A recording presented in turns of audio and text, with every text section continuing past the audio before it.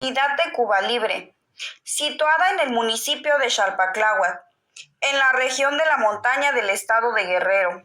Se encuentra al noroeste de la cabecera municipal. Limita al oriente con el poblado de Hierba Santa, al poniente con el poblado del Platanar, al norte con el poblado de Amate Amarillo y al sur con la población de Igualita. Tres de estas comunidades pertenecen al mismo municipio, mientras que Amate Amarillo forma parte del municipio de Tlapa de Comonfort, Guerrero. Geográficamente, la comunidad de Cuba Libre se asienta en un terreno occidentado caracterizado por su escasa fertilidad para el cultivo del maíz. Predomina la ausencia de superficies planas, salvo en un área restringida en el centro de la comunidad. Una considerable porción de terreno resulta no cultivable debido a la naturaleza rocosa del suelo, lo que limita la producción a cantidades mínimas, destinadas principalmente al autoconsumo. La disponibilidad de agua es insuficiente, restringiendo a las necesidades más esenciales de la población, como es el consumo, la higiene personal y la limpieza de utensilios domésticos. Las precipitaciones son escasas entre los meses de junio y septiembre, salvo en algunos años. La vegetación es limitada, compuesta mayoritariamente por pastos, matorrales, magueyes, órganos, nopales y palmas. Entre los árboles más destacados se encuentran los mezquites, guamúchiles, tepehuajes y guajes, entre otros. La fauna silvestre que habita en la comunidad incluyen zorros, conejos, víboras, iguanas, aves, zopilotes y una variada gama de insectos. En lo que respecta a costumbres, tradiciones y creencias, el Día de Muertos es una festividad que inicia el 28 de octubre y culmina el 2 de noviembre. En el primer día, los asistentes recorren el panteón en compañía de la banda del pueblo, junto con un cantor que guía a los difuntos hacia la iglesia, donde se llevan a cabo rezos. Posteriormente, cada persona se dirige a su hogar para preparar la ofrenda, la cual incluye flores de cempasúchil, velas, pan, refrescos, alimentos y frutas, sin olvidar el copal, que aporta su aroma característico. La festividad más significativa es la del santo patrón San Marcos, que se celebra anualmente el 24 y 25 de abril. Durante estas fechas acuden habitantes de comunidades circunvecinas en peregrinaciones, acompañados de bandas que animan el ambiente y melodías. Otra de las festividades es la del 10 al 12 de diciembre, el cual la realizan en honor a la Virgen de Guadalupe. Esta es similar al festejo de San Marcos, pues también se hacen los eventos deportivos y al igual asisten muchas personas a la iglesia para visitar a la imagen de Guadalupe y para dejar sus ofrendas. Y también van muchas personas a hacer sus ventas de producto. Esto para que se llene el pueblo y vaya más gente a visitarlos.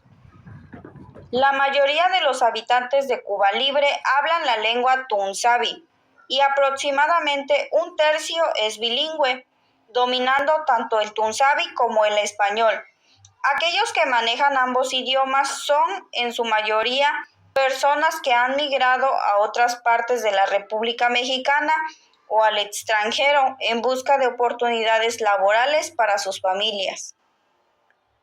A continuación, narraré dos cuentos de la comunidad que nos enseñan valiosas lecciones sobre la vida y la naturaleza. El primero está titulado como El conejo astuto y la cosecha de ejotes. Se dice que hace mucho tiempo una señora sembró ejotes con la ilusión de alimentar a su familia, pero cuando fue a revisar su sembradío, descubrió que gran parte había sido devorada por un conejo. Preocupada, habló con su hijo y luego acudió a un anciano sabio en busca de ayuda. El anciano le dijo: «No te angusties, ve por barro y haz un muñeco con forma de persona. Ponlo entre los ejotes, quizás eso lo detenga». La señora siguió el consejo, pero cuando el conejo regresó, como nadie le respondía, se molestó. Pateó el muñeco y lo destruyó. Al día siguiente, la señora observó nuevamente daños en su cosecha. Desanimada, volvió con el anciano. Esta vez dijo el anciano: «Haz un muñeco de cera pegajosa». La señora lo construyó y lo colocó en el campo. Esa noche, el conejo regresó y al golpearlo, quedó atrapado en la cera. Primero sus manos, luego las patas y por último la boca. A la mañana siguiente, la señora lo encontró pegado y lo llevó a casa para cocinarlo. Lo colgó y pidió a sus hijos cuidarlo mientras iba por agua. El conejo astuto convenció a los niños de que lo bajaran para cantar y bailar. Poco a poco fue brincando más alto hasta que logró escapar. En el camino se encontró con un coyote hambriento que quería comérselo, pero el conejo, rápido de pensamiento, le dijo: «Venía de una casa donde me obligaban a comer guajolotes y chivos, y hasta querían darme a su hija en matrimonio. Yo no como esas cosas, pero tú sí, ve tú en mi lugar». El coyote, engañado, fue a la casa y pidió ser colgado.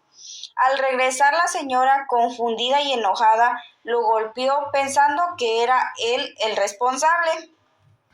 Lastimado, el coyote escapó y encontró al conejo, exigiendo venganza. El conejo volvió a engañarlo, esta vez haciéndole creer que estaba dando clases a unos niños, que no eran más que un panal de avispas. El coyote golpeó el panal y fue atacado. Una vez más quiso vengarse, pero cayó en otro engaño con guajolotes, que resultaron ser sopilotes. También otro animal repitió la estrategia y logró huir. Cansado, herido y frustrado, el coyote finalmente entendió que la fuerza sin pensamiento no alcanza para vencer a alguien que usa la inteligencia. El segundo cuento se titula El cuento del flojo que casi se vuelve rico, pero le ganó la flojera. Dicen que hace mucho tiempo vivía en un pueblito un hombre tan flojo, que si le caía dinero en la mano lo dejaba ir, porque le daba flojera cerrarla. Se llamaba Pascual, pero todos lo conocían como Don Flojo, porque no hacía nada en todo el día. Se sentaba junto a la fogata a calentarse desde la mañana hasta la noche, y así un día y otro, y al final estuvo así por años. No sembraba, no barría, no cocinaba, ni siquiera espantaba las moscas. La gente del pueblo, que era buena, le llevaba de comer y le decían: «Tenga, don Pascual, un taco, a ver si hoy se anima a trabajar». Y él respondía: «Muchas gracias, mañana empiezo». Pero el mañana nunca llegaba. Un día pasó por el pueblo un comerciante muy rico. Traía bases para cama de madera y buscaba quien le ayudara a cargar su mercancía. Ofrecía una paga tan grande que cualquiera habría corrido a trabajar. Todos los jóvenes fueron, menos don Pascual, que siguió sentado junto a la fogata. El comerciante curioso le preguntó: «¿Y tú por qué no vienes? Te podrías volver rico». A lo que él respondió: «Ay, joven, si quiere deje las bases de la cama aquí. Yo las cuido sentado mientras bostezaba». El comerciante se rió y se fue pensando que don Pascual nunca cambiaría. Pasaron los días y don Pascual siguió con su vida de siempre, sentado junto a la fogata, esperando que la suerte llegara a su puerta. Un día, al mover un poco la leña para acomodarse mejor, encontró entre las brasas unas monedas que alguien había dejado olvidadas. Se sorprendió y pensó, hasta la flojera me trajo algo bueno. Pero como era tan flojo, no hizo nada más que comprarse una silla más cómoda para seguir sentado. Y aunque tuvo un poquito de riqueza, se dio cuenta de que si hubiera trabajado un poco, podría haber conseguido mucho más y no depender de la suerte.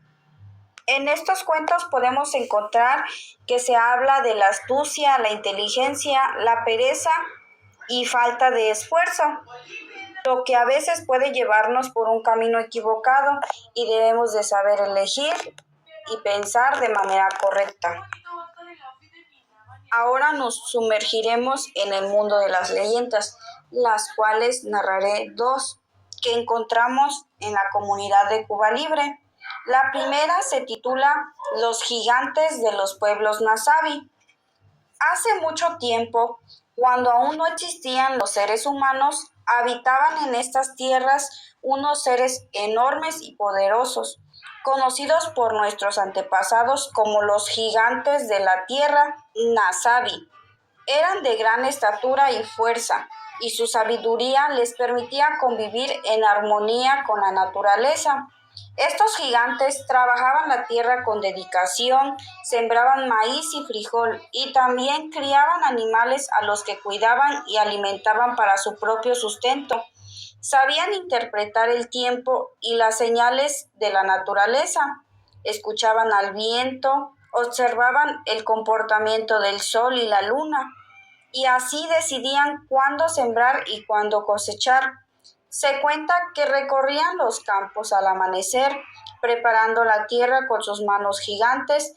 Cada paso que daban fortalecía los suelos y cada semilla que colocaban era sembrada con intención de dar vida. Aunque los gigantes ya no están entre nosotros, la leyenda dice que su espíritu permanece en las tierras de los pueblos Tunsabi. Ellos continúan protegiendo los cultivos, cuidando que el maíz crezca fuerte y que nada lo dañe. Se encargan de ahuyentar a los animales como el tlacuache y el ratón, que podrían afectar las siembras. Por eso los más ancianos dicen que cuando la cosecha es buena es porque los gigantes siguen caminando silenciosamente entre las milpas, velando por la tierra que un día trabajaron con amor. La segunda leyenda se llama la leyenda del primer poblador, el Ánima. Se cuenta que mucho antes de que se fundara el pueblo de Cuba Libre, llegó a vivir ahí un señor. Fue uno de los primeros en habitar esas tierras. Con el paso de los años, el hombre envejeció y un día murió dejando su casa vacía, sola en medio del campo. Con el tiempo, más personas llegaron a construir sus propias casas y comenzaron a establecerse en la comunidad. Sin embargo, los vecinos más antiguos cuentan que el espíritu del primer habitante nunca se fue. Cada vez que llegaba la temporada de siembra, decían que su ánima recorría las milpas por las noches. Como los cultivos estaban altos, podía moverse entre ellos sin ser visto con facilidad. Había un lugar en especial donde más se le veía, el baño de su antigua casa, que había sido construido de adobe. Aunque ahora ese baño está destruido, cuentan que el espíritu sigue saliendo de ahí. Muchas personas que llegaron primero a la comunidad recuerdan que al pasar de noche, a veces cerca de la medianoche o incluso entre las 9 y 10 de la noche, podían verlo parado entre las milpas.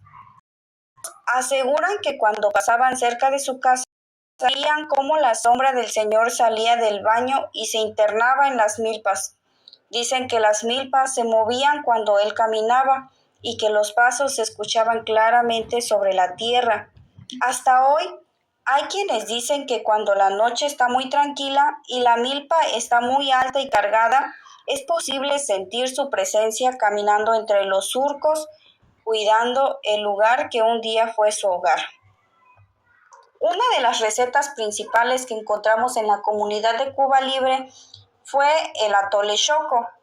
Los ingredientes son el maíz colorado negro, agua suficiente para remojar y para la cocción. La preparación paso a paso. Remojar el maíz. Colocar el maíz en un recipiente con unos 5 litros de agua. Dejarlo remojar durante 1 o 2 días. Esto inicia un proceso de fermentación natural.